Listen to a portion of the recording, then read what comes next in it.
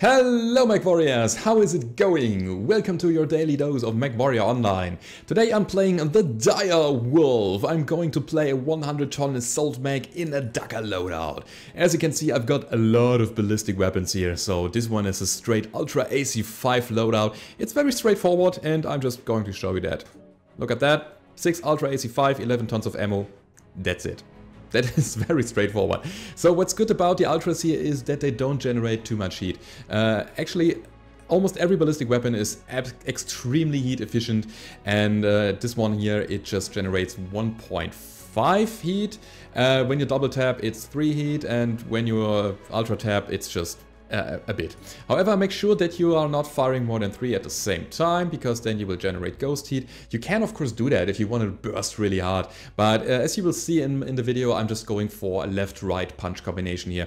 Firing everything from the left side of the mech and then firing everything from the right side, and it absolutely works fine. So again, 11 tons of ammo, no heat sinks, the heat management is decent, 1.6, and yeah, again, it's straightforward here. The modules are Radiant Deprivation. I got no weapon modules because I don't own them. Of course, you would take the Ultra AC5 modules, the cooldown and the range module.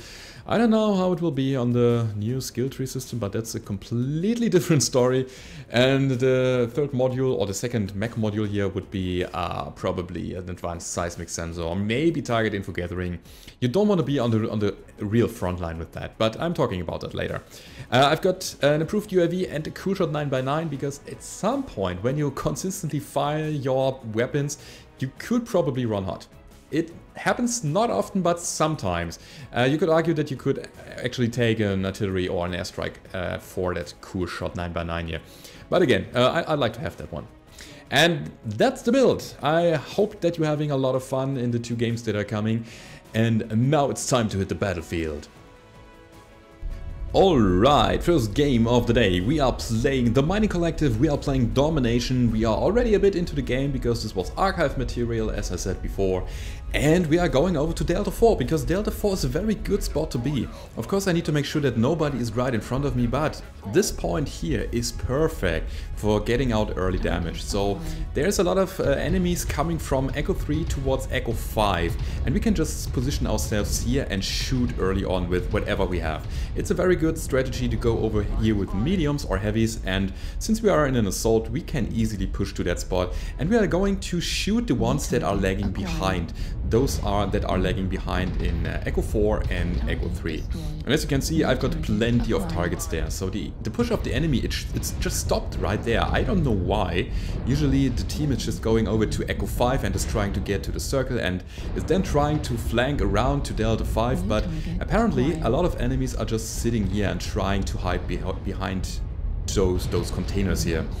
But actually, I am gladly taking that. The Battle Master is absolutely out of position. He can not rely on any support from his team.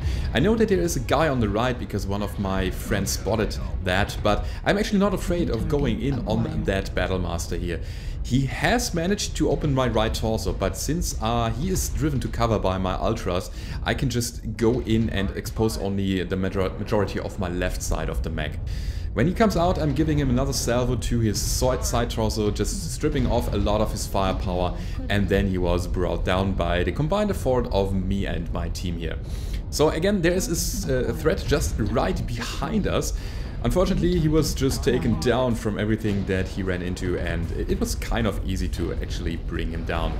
What I'm doing now is I'm going to confront the enemy with the counter NASCAR. So as I told you before, usually the enemies are going over to Echo 5, Delta 5, and I'm just turning around now to await them here and just to fight them. I still have a reasonable amount of armor, and I also see that there is an Atlas coming in that is supporting me. So I'm going to quickly check what's coming up there in the center, but since I see that the Mauler is backing up, I'm turning around because I think going into the center now is not the best idea. So I instead turned around. I just wanted to go with the Atlas, who is absolutely in position for a push, and we already can see that there is that catapult with that dual AC20 build, which already lost the side torso. So I'm absolutely going to drop here, and we are now again pushing them right into the face. So Atlas is my meat shield here. I'm just hiding behind him and I try to shoot from cover behind his broad shoulders. And yeah, since he's got the attention from the enemy team, it's very easy to just go in like that. So the Atlas, of course, is the biggest threat now. He is getting lurmed by somebody because he was the first on the front line, and I can easily pick my targets, being somewhat damaged, but again still intact, and I still got a lot of firepower. Actually, I got all of my firepower still preserved. And that is, by the way, a very viable strategy. If you are somewhat damaged, just try to hide behind one of your teammates and fire from second line, so that you can still put out damage while not being completely destroyed. Just use your weapons and your heat that you still have and support the team from a safe distance. At that spot here, I was damaged from behind and I was like, oh, there is something behind me, and I switched to heat vision and I see a spider running away. And I quickly communicate with my team. I said, there's a spider on Delta 4, let's turn around and kill that one. Not only because if that spider gets close to me, I would be probably dead, but also because I wanted the game to be over quickly. Yeah, and there he comes. He is absolutely going after me because I am a dire whale. I'm easy prey for a spider. And as you can see, he's trying to get behind me. And whenever he tries to do so, I'm turning around just to get him in my aim again. I really want him to be on my front so that I can shoot him. And also I'm backing up and I try to get my back to the wall so that he can't get behind me anymore. And I'm very happy that my team got in here because that spider, it would actually have wrecked me. Probably I would have lost this encounter because, again, I was a bit damaged and he was just too fast to actually fight against. But anyway, we won the round, and that was the first game in the Dire Whale with the Ultra AC5s. 700 damage roundabout, I got 3 killing blows and 6 components destroyed, 2 kill most damage dealt, and I think it was decent here. So let's go over to the next game and see how this will go down. Alright, second game, we are playing Grim Plexus and we are playing Domination, and in this game I chose to play the Fire Support Assault here. So the Direwolf, being a 100-ton Assault Mech, it is not good at brawling. It is very slow, its turn rate and its twist rate are awful, and it has massive hitboxes, which make him not a really good brawler. So when you are on the front line, you struggle defending yourself, and therefore, again, you shouldn't bring him to the real front line. Stay somewhat close to your team and support them, of course, but it's not an Atlas. It's just not. Anyway, so I'm just going to play the suppressive fire role here. I really want to use my range on my Ultra AC5s here. It's about 630 meters optimal range, and my maximum range is about 1.2 kilometers, and I can easily shoot the ones that are trying to hide there. And my team is trying to go to the front, and they are contesting the circle for the enemy, so that we actually have a big bulk of teammates in the circle, and I'm going to lay some suppressive fire from the outside. Also not only dealing or laying suppressive fire, but also dealing damage, of course. So as you can see, I'm just firing at some random targets. I just want them to stay in cover. I just want to suppress them as much as possible so that my team on the front line, they can actually move themselves into a good position and then do a little push from there.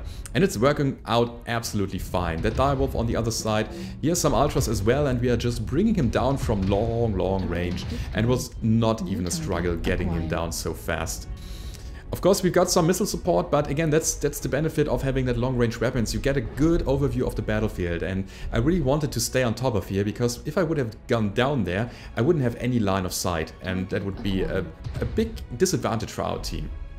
But anyway, since we are pushing now and my team put up some aggression, I decided to walk with them. As soon as I saw that they were moving, I just didn't want to fall behind. So that would be my death again, because if anything gets behind me, as it is the point at the moment, I'd probably be dead. And therefore I'm just flanking to the left, and I'm orientating now to the threat that is directly behind me.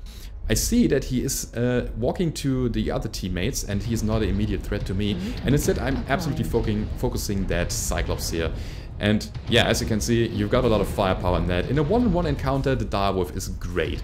So if you're just dealing with one enemy, you can absolutely wreck shit. Also, I got a lot of backup from that other mech that was on my right there. But again, if you are facing like 2 or 3 mechs at the same time and they are focusing you, the Direwolf is dead immediately.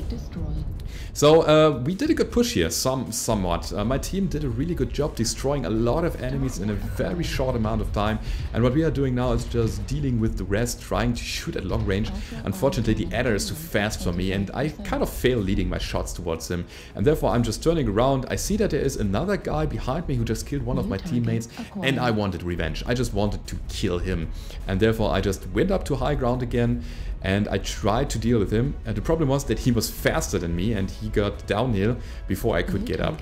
But he is facing not me at the moment and I can just shoot his back and destroy that bushwhacker really quick from behind without getting even one shot in return.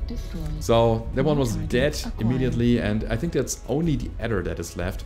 And again, that team effort here was brilliant. So we laid some suppression fire with our big Assault Mech while our mobile ones were just getting close and were picking them off while the enemy was driven to cover. That was a very easy game. Also I got a supply cache, which I can't show you because this was a really old game and I probably opened it getting an, I don't know, an AMS or an SRM2 out of that. Anyway, 813 damage, got 3 kills, again got 3 kill most damage dealt and 5 components destroyed. Yeah, everybody, that was the Direwolf in the AC5 or Ultra AC5 loadout. It is very versatile. You can deal a lot of burst damage with that. You can deal it at mid-range, you can deal it at somewhat close range, but the most important part is stay together and stay with the team. Yeah, and if you liked the video, please don't forget to leave a rating or subscribe to the channel if you haven't already. And if you want some bonus material, go down below to the description. There's a link to my Patreon page.